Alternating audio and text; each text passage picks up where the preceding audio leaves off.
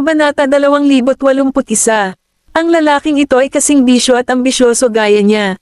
Nagsalita si Manuel, "Gagawin ko ang lahat para matulungan si Florence." Dahan-daang ininom ni Donald ang kanyang alak. "Gagawin mo ang lahat para matulungan siya pero hindi ang sarili mo. Ayaw mo ba ng kapangyarihan?" Huminto si Manuel. Ibinaba ni Donald ang kanyang baso, at ang kanyang mga mata ay matalas na parang lawi na para bang tinutusok siya nito. Makukuha ng mga lalaki ang sino mang babae na gusto nila kapag mayroon silang kapangyarihan, kasama na ang mahal mo. Bumaba ang tingin ni Manuel dahil kinikilig siya. Nagbuhos pa si Donald ng alak para sa kanya. "Alam mo na nandito ako sa tulong ng isang tao, at ikaw lang ang taong mapagkakatiwalaan ko. I see you as my brother now, kaya kung gusto mo ng power, tutulungan kitang makakuha." Ito, kumulat ang mga daliri ni Manuel dahil dito siya napaisip. Ang kapangyarihan ay mas kaakit-akit sa mga lalaki kaysa sa pera, lalo na para kay Manuel, na palaging nasa The Serpents bilang isang miyembro. Masyado siyang maraming limitasyon. Hindi niya maibigay kay Florence ang gusto nito, at hindi rin niya makuha ang puso nito. Hindi siya looker, kaya sa likuran lang niya ito matutulungan, pero kay Florence, lahat ng ginawa niya ay ang dapat gawin ng isang miyembro ng gang. Kung siya ang pinuno niya, magiging tapat na aso niya lang ito. Kaya, ang iminungkahing Donald ay tumama sa kanya ng husto, at ito ay isang napakakaakit-akit na pain. Hindi niya malalaman na isa lang pala itong nakakatuwang bitag na ginawa ni Donald. Tatapusin siya nito. Kinabukasan, nakarating sa Southern Clan ang balitang nakipag-ugnayan si Florence kay Fabio. Umupo si Sonny at umiinom ng tsaa sa kanyang bakuran ng walang sorpresa. Expected na niyang mangyayari iyon. Pinaglaruan ni Cameron ang kanyang butiki sa casual at komportableng damit. Nagkaroon siya ng libing para kay Joaquin na walang bangkay at ngayon ay nagtatrabaho sa puso. Napakabait niyang anak. Naningkit ang mga mata ni Sonny. Hindi pa niya sinabi sa kanya na buhay pa si Joaquin dahil hindi pa ito ang tamang oras. "Hindi namin maaaring panatilihin ang mga taong gustong umalis." Ibinaba niya ang kanyang tasa. "Cam, bigyang pansin ang kanilang mga galaw, lalo na sa Chamber of Commerce." Inilagay niya ang butiki sa isang sangasahola. "Sige, gagawin ko." Samantala, sa Southern Clans Martial Arts Center. Pagod na pagod si Daisy kaya napaupo siya sa lupa, huminga ng malalim habang inaabot ni Mahina ang isang bote ng tubig. Kinuha niya iyon at agad na ininom ang kalahati. "Huwag mong madaliin." Boses ni Waylon ang nanggaling sa likuran niya. Parang kanina pa niya ito pinagmamasdan. Tumayo si Daisy. "Waylon." Naglakad siya patungo sa ring at sinabing, "Hindi ka basta-basta magsasanay ng may malupit na puwersa. Kailangan mong ihanda ang iyong isip, pag-aralan ang sitwasyon, at hanapin kung saan masisira ang mga depensa ng iyong kalaban." Nahulog sa malalim na pag-iisip si Daisy. Sinubukan pa niyang tamaan ang dalawa niyang kasparing pero hindi kailanman naobserbahan ang kanilang mga galaw upang mahanap ang punto ng pag-atake. Kalmadong sinabi ni Mahina, "Isipin mo kaming magiging kalaban mo. Hinayaan ka ni Mr. Souther na matutunan ito dahil natutunan mo ang jiu-jitsu. Hindi ka maaaring magdala ng mga baril sa Slakova, kaya maaari mo lamang gamitin ang martial arts bilang pagtatanggol sa sarili doon. Ang mga latigo ay isang bagay na maaari mong dalhin sa iyong bag. Kung makatagpo ka ng ilang mga thug na hindi man lalaban, magiging madali para sa iyo na pabagsakin sila, ngunit lahat ng iyong mga kaaway mula sa East Highlands ay nagkaroon ng pagsasanay. Kaya naman, kapag hindi ka makalapit sa kanila, umatake ka mula sa malayo para mas maaga mo silang." May baba, Kabanata 2082. Kahit gaano tayo karami, maliban sa tibay at depensa, lahat ay may mahinang punto na magagamit mo sa iyong kalamangan.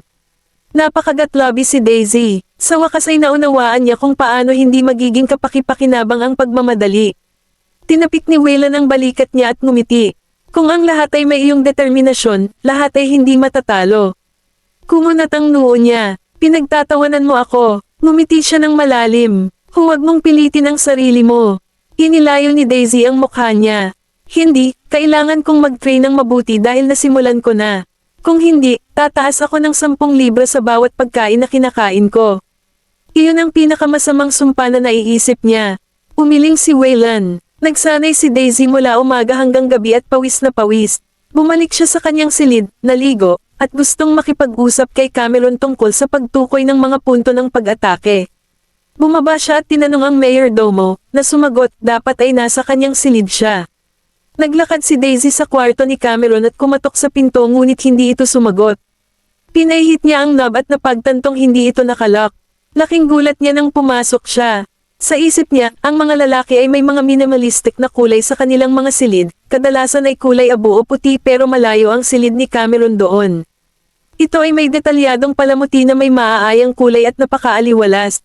Ang isang kortina ay kalahating iginuhit upang matakpan ang kama habang ang mga kwerdas ng butil ay nakapalibot dito. Ang bilog na bintana ay nakaharap sa kakahuyan, at ang tanging nakikita niya ay berde. Tumingin si Daisy sa dressing table, na natatakpan ng mga bote ng skincare at makeup. Lumapit siya at kumuha ng lipstick. Sa sandaling iyon, isang ingay ang nanggaling sa banyo. Lumingon si Daisy at nakita ang isang babaeng mahaba ang buhok na nagpapatuyo ng buhok gamit ang tuwalya habang naglalakad palabas na naka-bathrobe. Nanlamig ang hangin nang magtama ang kanilang mga mata. Agad namang bumawi si Daisy at tinuro siya. Ikaw talaga. Bago pa siya makatapos ay tinakpan na ni Cameron ang kanyang bibig. Huminga siya ng malalim at sinabing, nalaman mo. Inalis ni Daisy ang kamay niya. Papatayin mo ba ako? Inilagay ni Cameron ang kanyang tuwalya sa mesa. Baliin ko sana ang mga leeg nila kung sino pa man iyon. Pumunta ang kamay ni Daisy sa bek niya habang nakasilip siya kay Cameron, inaalala ang mga hinala niya sa Yuzovilla. Tama ang instincts niya, bulong niya, pero sabi nila Mr. Southern, may anak lang. Paano naging babae? Naglakad si Cameron sa pinto at nilock ito. Pinalaki akong parang bata, at sa mga tagalabas, pinamunuan ng tatay ko ang isang malilim na organisasyon at maraming kaaway. Ang pagkakaroon ng anak na lalaki ay hindi gaanong problema sa kanya. Naglakad siya papunta kay Daisy. Bukod kay mahina, sa tatay ko, at sa mayordomo, ikaw lang ang nakakaalam kung sino ako. Sa tingin mo ba, nagtaas siya ng kilay at lumapit kay Daisy. Dapat ko bang putulin ang iyong dila? Tinakpan ni Daisy ang bibig niya. Hindi ko sasabihin. Natawa si Cameron dahil sa sobrang seryoso niya, saka umupo sa kama. Tinatakot lang kita. Nagbaba ng tingin si Daisy. Hindi ko akalain na maliligaw ka. Masyado siyang na-curious. Tumawa si Cameron. Tapos ka na kung lalaki ako. Natigilan si Daisy. Pero mas mapaglaro ka pa sa lalaki. Hinawi ni Cameron ang kanyang buhok at ngumiti ng nakakaakit. Nasanay na rin akong magpanggap na lalaki. Alam ko kung ano ang iniisip nila. Pinag-cruise niya ang kanyang mga paa. Bakit ka nandito? Kabanata 2083. Naalala ni Daisy kung bakit siya naroon. Gusto kong tanungin ka tungkol sa mga kahinaan. Tumingin si Cameron sa kanya. Madali lang. Bumangon ka kung saan ka tumatawag. Mahalaga ang pag-aaral kapag nag-sparring ka. Alalahanin mo kung ano ang mga galaw nila noon para pabagsakin ka para malaman mo kung paano ipagtanggol ang sarili mo sa susunod na gamitin nila ito. Napaisip naman si Daisy. Nagkibit balikat si Cameron. Kahit gaano kahusay ang depensa ng isang tao, palaging may punto na maaari kang umatake. Kung patuloy kang umaatake sa lugar na iyon, patuloy silang magdedepensa. At kapag nakafocus lang sila sa pagdepensa at hindi sa opensa, doon mo na sila makukuha. Pinagdikit ni Daisy ang mga lobby para subukang maalala. Sa mga sumunod na araw, nanood si Cameron habang nag-e-ensayo si Daisy. Si Daisy ay bumuti ng husto at nagawang harapin ang 3 tao ng sabay-sabay at nagawa pa ring ipagtanggol ang sarili. Nagiging maayos na siya sa paggamit ng latigo na parabang bahagi na ito ng kanyang katawan. Nang matamaan niya ang mga braso ng 2 lalaki, tumalon siya sa tuwa, nakalimutan kung sino dapat si Cameron, at sumugod siya para yakapin. Nakuha ko sila. Tiningnan ni Cameron ang lahat ng nagsasanay doon, at hindi nakakagulat, lahat sila ay nabigla. Tumikim si Cameron at tinapik ang likod ni Daisy sabay tawa. Hindi masama. Napansin iyon ni Daisy at agad siyang binitawan. Nakalimutan niya na sa lahat ng naroon, si Cameron ay isang lalaki. Nang pumasok si Wayland, narinig niya ang ilang lalaki na nag-uusap tungkol dito. Sa tingin mo ba ay may crush si Miss Vanderbilt kay Cameron? I think it's the other way around. Bakit pa niya hahayaan si mahina na sanayin siya ng ganoon katagal? Well, single pa rin siya, at sa tingin ko ay bagay si Miss Vanderbilt bilang asawa niya. Sana makadalaw tayo sa kasal nila this year. Binigala ni Wayland ang kanyang mga hakbang at habang iniisip ito. Pagdating niya sa ring, nakaalis na ang karamihan, at nandoon pa rin ang 3 babae. Magkamukha sina Daisy at Cameron. Ang saya-saya nila, at hawak-hawak ni Daisy ang braso niya. Nagmukha silang intimate. Nang makita ni Daisy si Waylon, nagulat siya, saka agad binitawan ang kamay ni Cameron at ngumiti ng alanganin. Waylon, tumingin si Cameron sa kanya. Napapikit si Waylon. Kailan pa kayo naging close? Napaiwas ng tingin si Daisy. Dahil inaalagaan ako ni Cameron kamakailan tulad ng ginawa mo, kaya naging close tayo. Ganon ba? Napatingin ang mga mata ni Waylon kay Cameron. Pinag-cross ni Cameron ang kanyang mga braso at hinamon siya ng kanyang mga mata. Oo, kung hindi ako mapapangasawa ni Daisy, kahit papaano ay kapatid ko siya. Diretso ang tingin ni Waylon sa kanyang mga mata, at naging awkward ang mga pangyayari. Alam ni Daisy na nagkamali si Waylon, ngunit hindi niya masabi sa kanya ang tungkol sa aktwal na pagkakakilanlan ni Cameron. Umalis si Mahina kasama si Cameron. Naglalakad si Daisy sa likod ni Waylon nang bigla siyang huminto. Daisy, napatingin sa kanya si Daisy habang nakaharap ito sa kanya. May tinatago ka ba sa akin? Natigilan siya, saka umiling. Hindi, pinagmasdan siya ni Waylon. Alam niyang hindi masyadong malalapit ang kapatid niya sa mga lalaki, maliban sa mga kapamilya at kay Noel Ace. Ngunit kapag siya ay nagsinungaling, ang kanyang mga aksyon ay magmumukhang hindi natural, at ang kanyang mga mata ay naaanod, tulad ng kung ano siya sa sandaling iyon. Hindi niya ito tinawagan ngunit sinabing, ito ay isang mahabang araw. Magpahinga ka na. Nakahinga ng maluwag si Daisy. Tumango siya at mabilis na naglakad palayo. Kabanata 2084. Pinagmasdan ni Waylon si Daisy na naglalakad palayo. Oras na para tingnan niya ang pagkakakilanlan ni Miss Torres. Mabilis na kumalat ang mga alingaw-ngaw, at si Daisy ay biglang naging magiging Mrs. Southern, at sa wakas ay nakarating din ito kay Sonny. Tumangala si Sonny na nagpapakintab ng kanyang anti-gang vase. Saan nanggaling ang mga chismis na ito? Sagot ng Mayordomo. Ang Martial Arts Center, si Cameron ay nagsasanay kasama si Miss Vanderbilt nitong mga nakaraang araw, at maraming tao ang nakakita sa kanila. Baka inisip nila na may nangyayari sa kanila. Paano magkakaroon ng bagay ang dalawang babae? Natuwa si Sonny. Iyan ay isang malaking hindi pagkakaunawaan. Gayunpaman, nag-aalala ang Mayordoma. Nag-aalala ako na ang pagkakakilanlan ni Cameron ay malantad balang araw. Ibinalik ni Sonny ang florera sa kahon. Maaga o huli, mangyayari ito, ngunit sa huli, mas mabuti, lalo na kapag mayroon kaming isang napakatalino na bisita sa bahay. Ang ibig mo bang sabihin ay Mr. Goldman? Naaalala mo ba na binanggit niya si Miss Torres? Huminga ng malalim si Sonny. Siguro nabangga niya si Cam nang lumabas ito bilang isang babae at uuwi na, kaya malamang na may napansin siya. Naalala iyon ng Mayordomo at naisip niya na sa lalong madaling panahon ay magiging awkward ang mga bagay-bagay. Iisipin ba niyang may dinala si Cameron sa bahay? Ibinalik ni Sonny ang kahon sa rack. Hindi ito ang oras para mag-alala tungkol dito. Ang Southern Clan ay nasa isla sa loob ng maraming taon, kaya hindi namin maaaring hayaan ang pagsusumikap ng dalawang henerasyon na masira sa mga kamay ng mga taong iyon. Naintindihan naman ng Mayordomo. Kahit na ang Southern Clan ay sumang-ayon sa Timog Kanlurang bahagi na huwag makialam sa isa't isa, nagbago ang mga tao. Samantala, natapos ang pagsasanay ni na Daisy at Mahina at nagpapahinga na. Hindi alam ni Daisy kung ano ang gagawin sa mga chismis tungkol sa kanilang sarili ni Cameron. Mahina, sa tingin mo ba may naging problema ako para sa kanya? Napangiti si Mahina. Hindi, curious lang sila at makakalimutan din nila ito pagkaraan ng ilang sandali. Lalaki si Cameron sa kanila, at hinding-hindi siya magiging malapit sa isang babae sa harapan nila. Nagbaba ng tingin si Daisy. I think she has been through a lot, pero hanggang kailan niya itatago ang sikreto? Ano ang mangyayari sa hinaharap? Ang mga lalaki ay kailangang magsimula ng isang pamilya, at kailangan niyang sakupin ang Southern Clan. Inaasahan ng lahat na ikakasal si Cameron hanggat siya ay lalaki, pa. Napangiti si Mahina. Sino ang nakakaalam kung ano ang hinaharap? Ngunit hindi pa dapat malantad ang kanyang pagkakakilanlan, kaya't kakailanganin namin ang iyong tulong para ilihim ito. Naunawaan ni Daisy dahil kung malantad ang kanyang pagkakakilanlan, magdudulot ito ng maraming problema sa Southern Clan. Madilim ang gabi. Isang liwanag ng buwan ang sumilay sa mga kortina at papunta sa kama. Nakahiga si Daisy sa gilid niya at narinig niya ang pagbukas ng pinto niya, pagkatapos ay may magaan na mga yabag papalapit sa kanya. Binuksan niya ang kanyang mga mata at naging alerto. Humarap siya sa tabi ng kanyang unan at nakita niya ang kanyang latigo.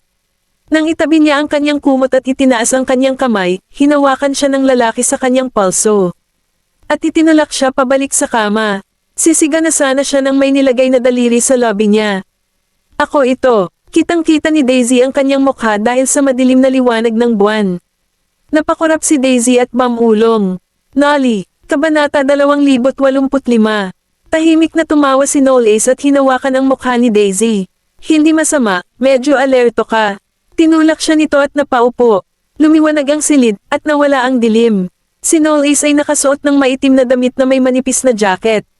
Maangin siguro sa labas dahil magulo ang buhok niya. Mukhang pagod ang gwapo niyang mukha. Biglang hinawakan ni Daisy ang mukha niya. Nawalan ka ng timbang. Hinawakan niya ang kamay niya at hinimas ang palad niya. Dahil miss nakita ng sobra. Binawi ni Daisy ang kamay niya at umiwas ng tingin. Kalokohan. Humiga siya sa tabi niya at hinayla siya sa kanyang mga bisig habang ang boses nito ay mula sa tuktok ng kanyang ulo. Nabalitaan ko na nagsasanay ka ng husto kasama si Cameron. Huminto siya at tumingin sa paligid. Naparito ka ba dahil dito? Tumingin si Knowles sa kanya at nagtanong, dahil saan? Pinagdikit niya ang lobby niya. Ang mga chismis tungkol sa ating dalawa. Tumawa si Knowles na ikinagulat ni Daisy. Bakit ka tumatawa? Lumingon siya sa gilid niya at itinukod ang ulo sa isang kamay. Nagpapaliwanag ka ba dahil nag-aalala ka na nagseselos ako? Hindi sumagot si Daisy. Hinalikan niya ang mukha nito sa tuwa sa mga mata. Nag-aalala ka sa nararamdaman ko ngayon. Agad siyang lumingon. Matutulog na ako. Niyakap siya ni Knowles mula sa likod at ibinaon ang mukha sa leeg niya para maamoy ang buhok niya. Sige po. Ang mainit nitong lobby ay humahaplos sa kanyang balat, pulgada por pulgada. Umiling siya at lumingon para pigilan siya. Hindi mo ako pinapatulog, reklamo niya pero hindi naman talaga nagre-reklamo. Napangiti si Knowles habang sinabi niya, hindi ba? Saka siya tumitig sa mga mata nito. Mayroon kaming iba't ibang kahulugan ng pagtulog ng magkasama. Namula siya, tumigil ka, nagtaas baba si Knowles at hinalikan siya sa lobby. Nanlambot ang katawan ni Daisy, at hinayaan niya ito. Kinaumagahan, pagkatapos maglinis ni Daisy at bumaba, naisip niyang umalis na si Knowles, pero nandoon pala ito at nag-aalmusal. Nandoon lahat sina Sonny, Cameron, Knowles, at Waylon. Parang kakaiba ang eksenang iyon. Hinayla ni Daisy ang isang upuan at umupo.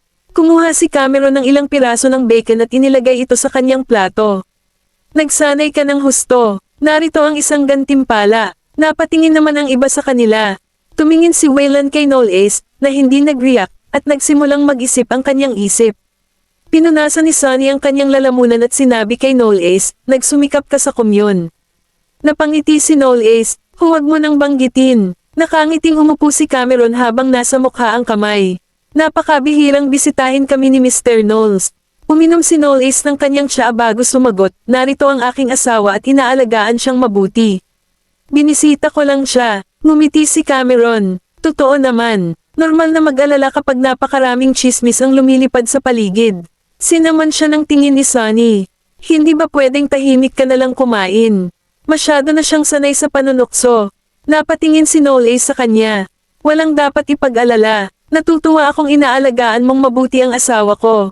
Natigil ang ngiti ni Cameron dahil hindi na ito nakakatuwa. Pagkatapos ng almusal, naglakad sina Cameron at Daisy sa looban. Hindi sila sinundan ng 4 na lalaki. Nagseselos ba ang lalaki mo? Kabanata 2086. Napakamot ng pisngi si Daisy at nahihiyang nagpaliwanag, baka wala namang dapat pagselosan. Naka-home run siya kagabi, sobra na kung magselos siya sa akin ngayon. Nag-cross arm si Cameron at mukhang hindi masaya. Hindi nakakatuwa yon. Iniisip ko lang na maging kanyang tinatawag na karibal sa pag-ibig. Walang sabi-sabing ngumiti si Daisy. Samantala, nakatingin si Waylon sa looban kasama si Knowles, at ang kanyang ekspresyon ay mukhang kalmado. Mukhang hindi mo iniisip na napakalapit ni Daisy kay Cameron. Binawi ni Knowles ang kanyang tingin at tumawa.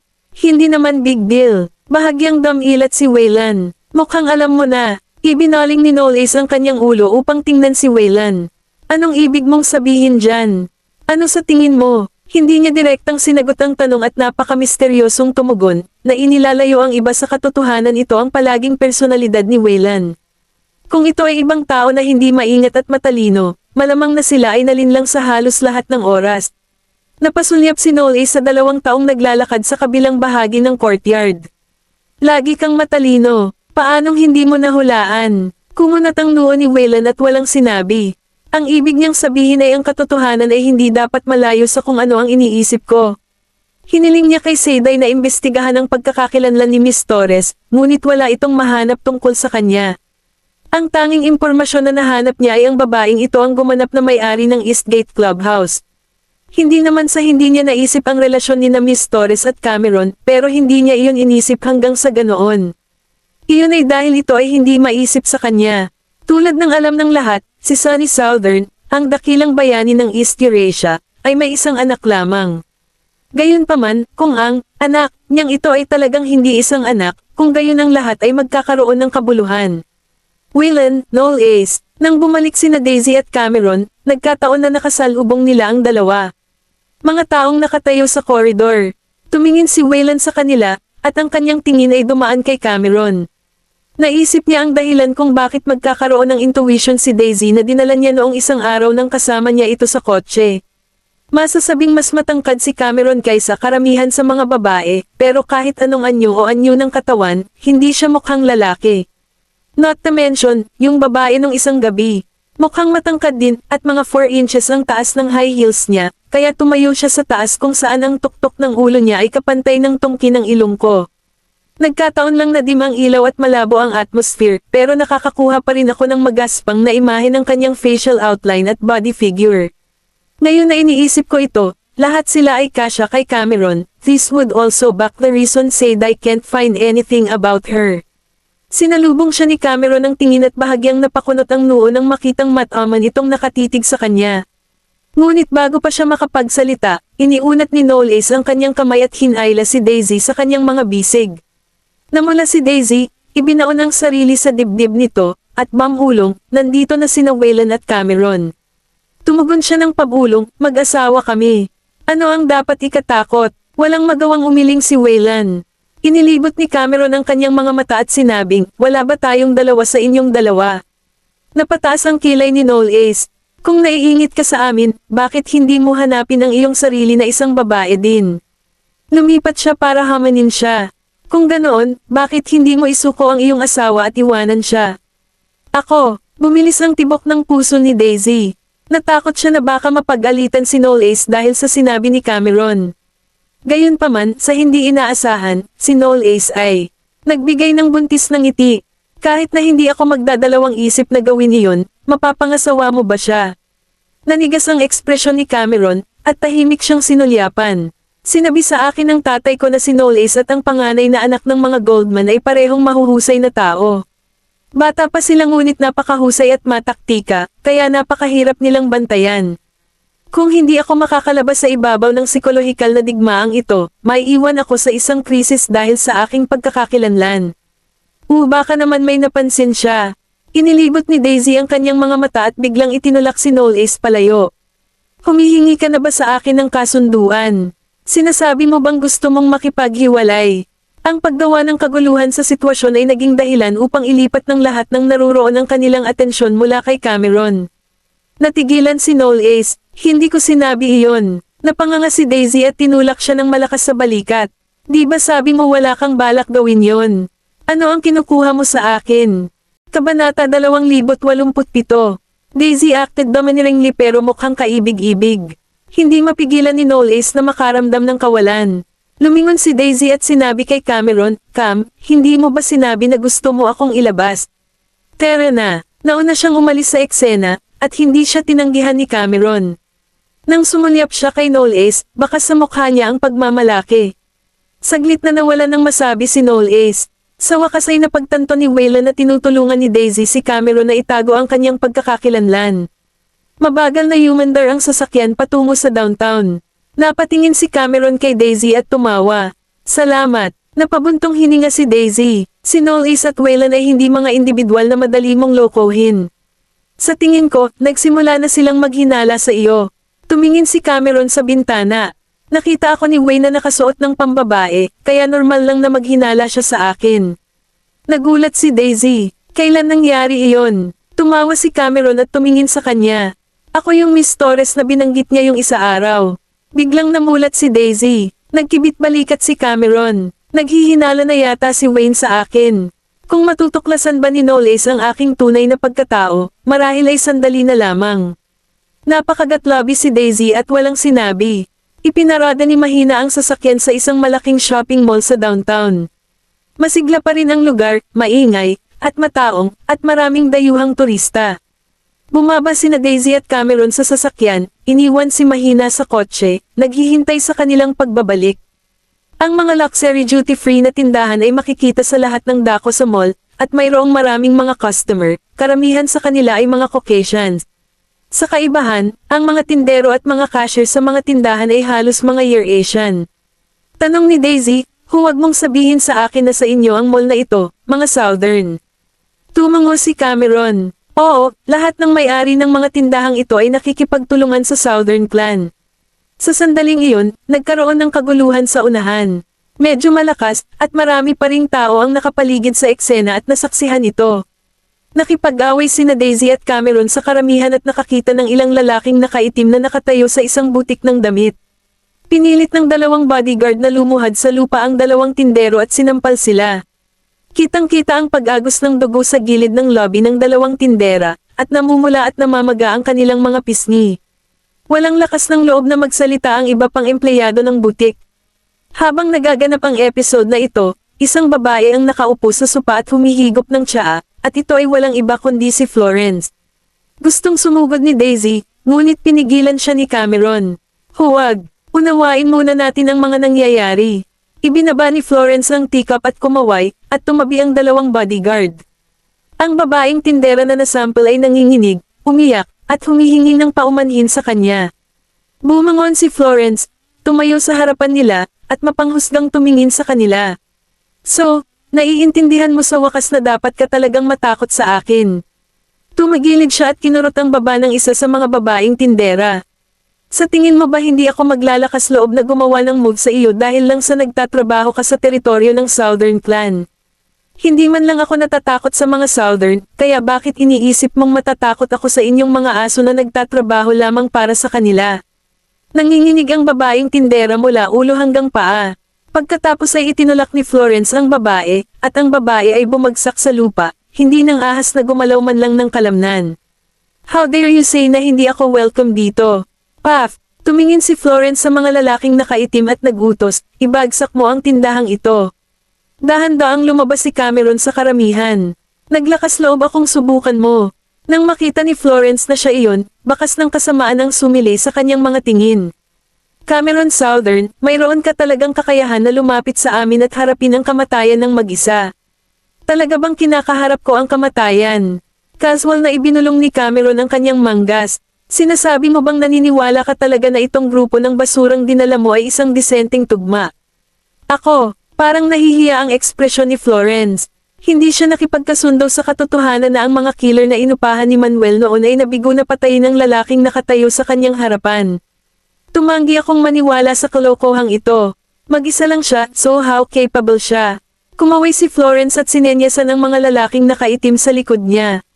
Fellas, kunin mo siya at bigyan siya ng impyerno.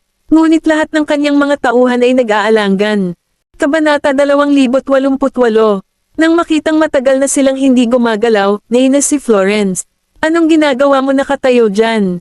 Ang grupo ng mga lalaking nakaitim ay walang pagpipilian kundi ang kumagat ng bala at gumawa ng hakbang kay Cameron. Nang makitang malapit na silang makipag-away, ang iba ay umatras ng mas malayo sa takot na madamay. Maraming lalaki ang sumugod kay Cameron. Hindi man lang siya umiwas at humarap sa kanila. Sabay hawak ng dalawang lalaki sa kaliwat kanan ang kanilang mga palso. Pagkatapos ay nag-backflip siya, lumapag, at sinipa mula sa likuran ng lalaking humahanggo sa kanya. Nang salakayin siya ng isa pang lalaki mula sa likuran, gamulong siya pabalik sa likuran ng lalaki sa sahig, hinawakan ang braso ng lalaki, at siko ang leeg ng lalaki. Siya ay kahanga-hangang mabilis, at ang lahat ay nangyari sa isang lakad lamang. Bumagsak sa lupa ang 7 o 8 lalaking nakasuot ng itim na suit at dumaing sa sakit. Namutla ang mukha ni Florence. Kinagat niya ang ibabang lobby, at dama po ang tingin niya sa butik, at may nakita siyang kutsilyo sa mesa. Binuhat niya ito at sinugod kaagad si Cameron. Pumunta ka na lang sa impyerno.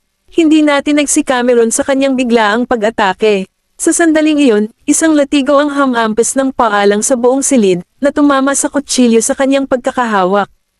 Tinakpan ni Florence ang likod ng kanyang kamay sa sakit, at isang eskarlata na marka ang lumitaw sa likod ng kanyang kamay. Lumabas si Daisy mula sa karamihan na may dalang leather na latigo at muli itong hinagis, hinampas ito sa mga binti ni Florence at tinamaan ang kanyang guya. Dahil sa biglaang paghampas niya ay napaatras siya at bumagsak sa lupa. Kayong mga tao mula sa The Serpents ay walang utang na loob. Inilagay ang katotohanan na iniwan mo ang iyong matandang kaalyado at mamaling sa iba para masilungan, talagang walang kahihiyan ka para magdulot ng eksena sa teritoryo ng Southern Clan. Sa tingin ko ang paghagupit sa iyo ng 2 beses lang ay masyadong maawain sa isang tulad mo. Sinisikap ni Daisy ang kanyang makakaya upang pigilan ang kanyang pagnanasang hagupitin siya hanggang mamatay. Hinampas ng latigaw si Florence at nakaramdam ng nakakapasong sakit sa kanyang guya na parang hiniwa ang laman. Sinash kanyang ngipin, at ang kanyang mga mata ay duguan. Paano kung hindi tayo nagpapasalamat? Kayong mga taga-Southern ang pumatay sa aking ama. Gusto mo ba talagang sir-on kami sa harap ng maraming tao? Ngumisi si Cameron, huminto sa harap ni Florence, tumagilid, at kinurot siya sa baba. May kinalaman ba talaga ang pagkamatay ni Joaquin sa Southern Clan natin? Bakit hindi mo tanungin ang tapat mong subordinate, si Manuel Estrada? Huminto ang paghinga ni Florence, at nawalan siya ng masabi. Sinaman siya ng tingin ni Cameron. At saka, hindi man lang ako pumunta sa iyo para hilingin na ipaliwanag mo ang iyong sarili. Patungkol sa katotohanan na kumuha ka ng mga tao mula sa The Skull Club para patayin ako. So, dahil nahirapan ka na sa paglalakbay hanggang dito, gusto mo bang i-settle ko ang score dito ngayon? Iniwas ni Florence ang kamay at bumangon sa lupa habang tinitiis ang sakit. Cameron Southern, tatandaan ko ang nangyari ngayong araw. Mas mabuting huwag mong pababayaan ang iyong bantay. Pagkatapos ay tumango siya kasama ang mga sugatang lalaki. Unti-unting naghiwa-hiwalay ang mga turistang kumukuha ng litrato sa labas ng butik matapos ang insidente. Lumapit ang manager ng tindahan, at duguan ang mga mata nito na parang kakaiyak lang. Mr. Southern, maraming salamat. Kung hindi dahil sa iyo, natatakot ako na sinira talaga ni Miss Serrano ang tindahan ngayon. Sa sandaling masira ang tindahan, ito ay talagang isang malaking kawalan.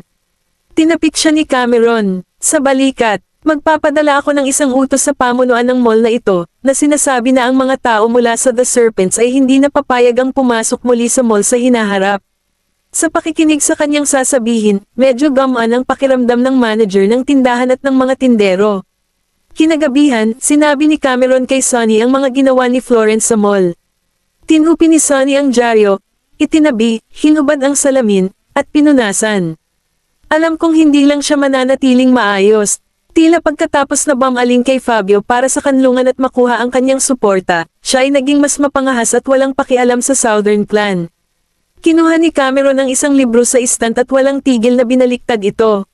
Gusto niyang give-in ang isang tindahan sa aming teritoryo. Dapat talaga nating isaalang-alang ang pagbabalik ng pabor. Tumawa ng malakas si Sonny. Nakaisip ka na naman ng mga malikot na ideya. Kailangan kong magpakita ng paggalang sa kanya noong ang The Serpents ay pumanig pa sa amin at nagpapatakbo ng kanilang mga negosyo sa teritoryo ng The Southern Clan. Gayunpaman, nagtatrabaho siya ngayon para kay Fabio. Hindi na natin kailangan pang magpakita ng awa sa kanya.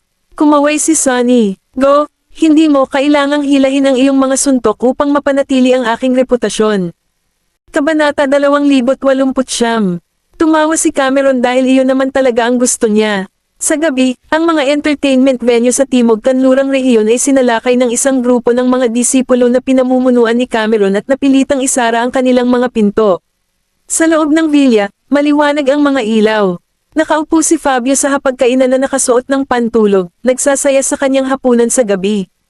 Galit na galit ang mga nasasakupan sa paligid niya. Ang batang tagapagmana ng mga Southern ay kumikilos ng mayabang. Talagang mayroon siyang mga bola upang dalhin ang kanyang mga tauhan sa aming mga clubhouse, give-in sila, at sip-in ang mga asno ng aming mga lalaki. Ibinaba ni Fabio ang kanyang kutsilyo at tinidor at pinunasan ng tisyo ang gilid ng kanyang bibig.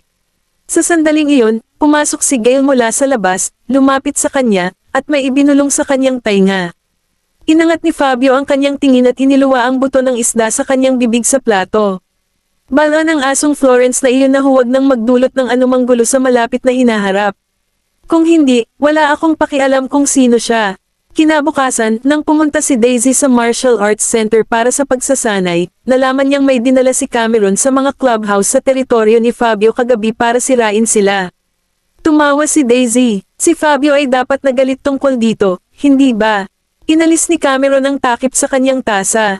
Ang taong dapat magalit ay si Florence. Mamaling lang si Florence kay Fabio para sa proteksyon at kanlungan, ngunit hindi na siya mapakali at gumawa ng kaguluhan sa teritoryo ng Southern Clan. Pagkatapos nito, si Fabio ay hindi isang taong hindi kinukonsinti siya. Kung tutusin, maaaring siya ay isang mapangahas na babae, ngunit si Fabio ay palaging isang matinong tao.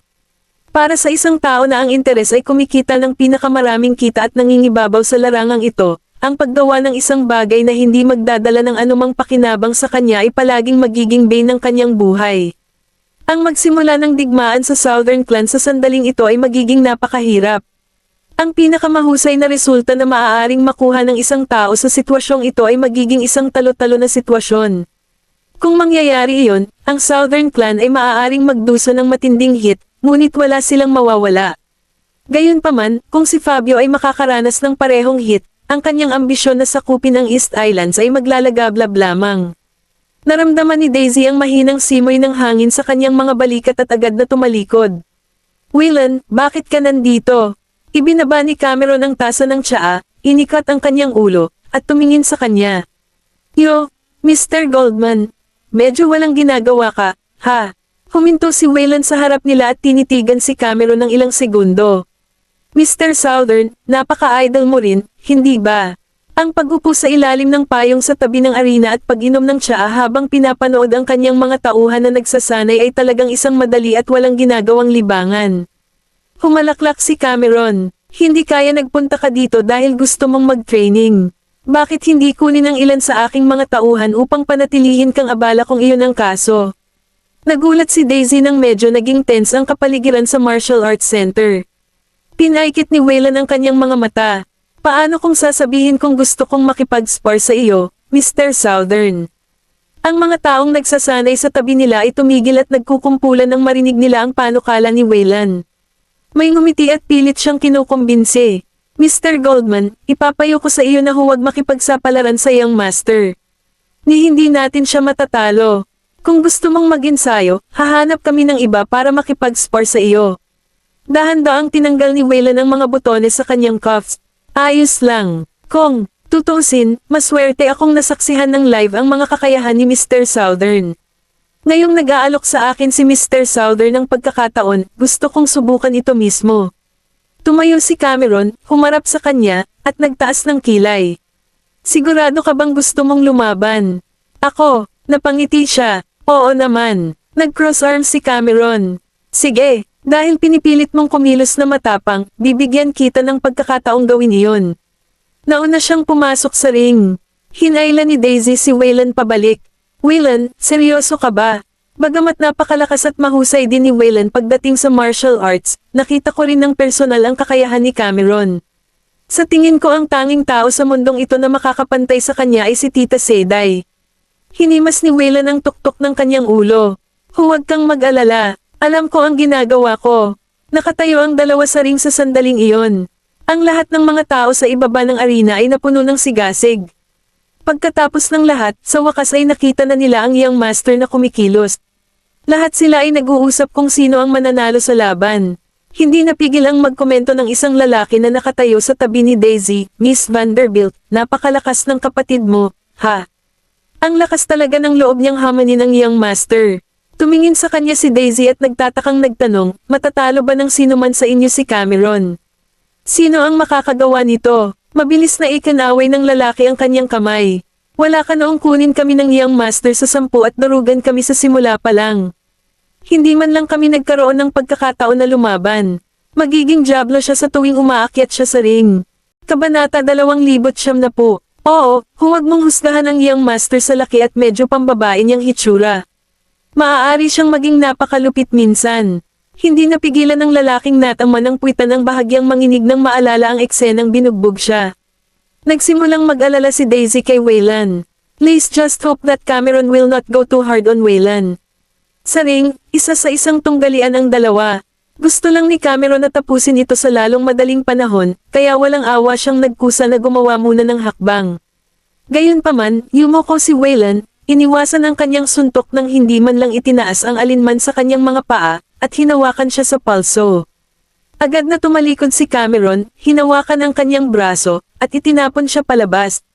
Nawala ng balanse si Wayland at nahulog, ngunit kasabay nito, itinukod niya ang kanyang palad sa lupa, itinulak ang kanyang katawan sa lupa, at agad na pinailalim muli ang kanyang mga paa. Ngunit hindi man lang binigyan ni Cameron ng pagkakataon si Wayland na makahinga. Walang tigil ang pag-atake nito sa kanya habang tanging ang sarili lang ang naipagtanggol niya, lahat ng galaw nito ay walang awa at mabilis. Ang kanyang mga suntok at sipa ay kasing kinis ng umaagos na tubig. Ang kapaligiran sa arena ay nagpakaba sa lahat ng madla. Nilabanan ni Wayland ang lahat ng kanyang mga pag-atake at kumilos ng napaka-passive. Ngumisi si Cameron, gagawa ka ng magandang punching bag, ha? Si Wayland ay hindi nang ahas na pakawalan ng kanyang pagbabantay, at napilitan siyang umatras ng sunod-sunod hanggang sa wala ng puwang sa likuran niya para siya ay umatras. Sa pagkakataong iyon, nalaslas ang palad ni Cameron sa hangin, at nakatutok ito sa kanyang nakabukang dibdib at balikat. Bumibilis ang tibok ng puso ni Daisy sa kanyang dibdib. Gangulong si Wayland sa gilid at sabay clapped her feet with his legs, na natisod sa kanya. Sa sandaling bumagsak si Cameron sa lupa, itinukod niya ang kanyang mga kamay sa lupa, at tila hindi niya inaasahan ang paglipat na ito mula kay Wayland. Ginaya niya ang kanyang mga panlilinlang sa pamamagitan ng pagclamp sa kanyang leeg gamit ang kanyang mga binti upang masakal siya sa lalamunan at hinayla siya pababa sa sahig. Sa sandaling bumagsak si Wayland, sinalsal niya siya, pinagbunutan ang kanyang braso at leeg ng buo, at ikinulong siya sa kanyang pagkakahawak. With that, the more force she exerted to tighten her grip on Wayland, the more na sumasakit ang braso niya. Medyo nataranta ang mga tao sa audience. Nakipagbuno lang ba siyang master sa armlock? Sa laban, ang pinakabawal na sitwasyon ay palaging nakakasagabal ng kalaban. Sa sandaling may nalak sa isang mahigpit na grappling na posisyon, maliban kung sila ay makalaya at pagtakas, ang iba pang paraan sa labas ng malagkit na sitwasyon ay ang aminin ang pagkatalo. At mas tumpak at applicable ang teoryang iyon pagdating sa mixed martial arts fights. May naramdaman si Cameron, at nanigas ang kanyang tindig. Napabuntong hininga siya at nagngangalit ang kanyang mga ngipin. Hayaan mo na, ngumisi siya, dapat bitawan mo muna. Nagsimulang magumbok ang mga ugat sa kanyang noo dahil sa pakikipagbuno. Sabay na nating bitawan ang isa't isa. Kumalas si Wayland sa pagkakahawak, at binitawan din siya ni Cameron. Tumayo siya at inilahad ang kamay sa kanya na para bang tutulungan siyang tumayo. Magiging draw iyon. Itinalak ni Cameron ang kanyang kamay at hindi nagsalita. Tumakbo si Daisy papunta sa ring. Wayland. She then looked at Cameron and judging from her expression, she felt na may mali. Cameron, okay ka lang ba? Hindi siya dapat magalit, di ba? Tinakpan ni Cameron ang kanyang noo. Mauna na kayo. Inayos ni Wayland ang kanyang kamiseta at aksidenteng nakakita ng bakas ng dugo sa sahig. Kumunat ang noo niya at sumulyap kay Cameron. Nasugatan ka ba? Nawala nang masabi si Cameron. Nag-squat si Daisy. Nasugatan ka ba? Saan ka nasaktan? Itinaas ni Cameron ang kanyang ulo, at ang kanyang mga mata ay puno ng hinanakit nang sumagot siya, hindi ako. Nagtataka pa rin si Daisy sa nangyari, pero nang makita niya ang galaw ng lobby na ginawa ni Cameron, mabilis niyang naintindihan ang lahat. Bumangon siya, at dama po ang kanyang tingin sa bakas ng dugo sa coat ni Wayland. Wayland, bakit hindi? Bakit hindi ka bumalik at magpalat ka muna ng iba? Mananatili ako sa Cameron sa ngayon. Tumango si Wayland, sumulyap kay Cameron, at saka lumabas sa ring. Iyon ang unang pagkakataon na ang mga taong nakatayo sa paligid ng arena ay nakakita ng isang taong kayang magpasuko sa kanilang young master sa pamamagitan ng grappling technique. Siya ay talagang malakas at may kakayahan. Kaya, hinabol nila si Wayland at humingi sa kanya ng isang piraso ng payo o dalawa. Sa sandaling kumalat ang mga tao, tinulungan ni Daisy si Cameron na makatayo.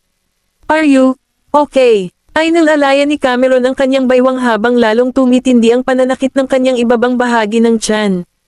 Ako talaga, ang Shark Week ay maaaring dumating anumang oras, ngunit talagang pinili nitong bisitahin ako sa ganoong oras. Napakamot ng pisngi si Daisy. Salamat sa Diyos hindi napagtanto ni Wayland na ang mantsa ay nagmumula sa negosyo ng iyong ginang. Gano kaiya ang mga bagay-bagay kung iyon ang kaso. Papatayin nito ang kapaligiran halos kaagad.